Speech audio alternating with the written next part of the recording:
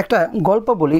এটা শুধু মোটিভেশন নয় কোনো উপদেশ, একটা বাস্তব ঘটনা যা আপনি আমার সবার সঙ্গে ঘটে থাকে। হ্যালো বন্ধুরা, নমস্কার, আমি টুকন।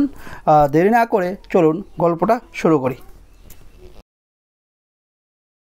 অনিকেত 5টা অ্যালার্ম দিয়েছিল, শুনেছিল শুধু একটা। তখন 8:40।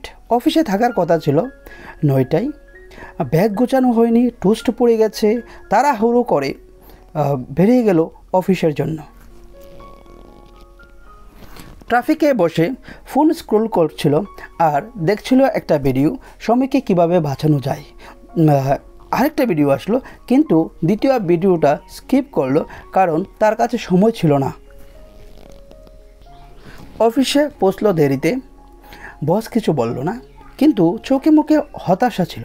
লাঞ্চ টাইমে একা বসেছিল আর ইনস্টাগ্রাম স্ক্রল করছিল। দেখছিল একজন ভিডিওতে দেখাচ্ছে পারফেক্ট রুটিন কি করে মেনে চলতে হয়।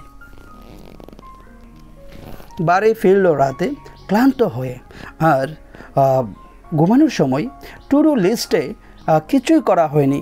না করা হয় জিম, না করা হয়েছিল পড়া। তো ঘুমে যাওয়ার আগে সেগুলো দেখে জাস্ট রেখে দিয়েছিল, আর আগামীকাল করবে বলে সেই আশা নিয়ে সে ঘুমিয়ে পড়েছিল। তখন রাত 1:47।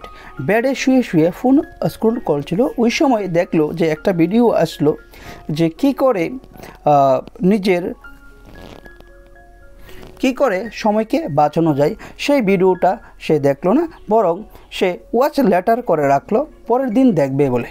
এভাবেই আমরা সময় নষ্ট করছি। এই গল্পটা একটা ক্যারেক্টারের, কিন্তু আপনি সবাই এরকমই করছি।